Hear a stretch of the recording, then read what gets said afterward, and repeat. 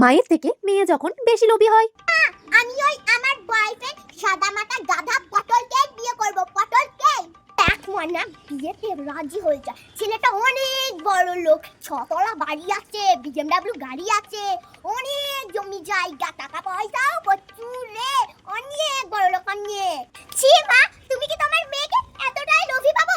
আমার ওই টাকা পয়সা বাড়ি গাড়ি এইসব কিচ্ছু চাই না, শুধু আমার বয়ফ্রেন্ড পটলকে চাই আমার। তাছাড়াও শুনেছি ছেলেটাতে অনেক বড় একটা গ্যাস গোডাউনও আছে।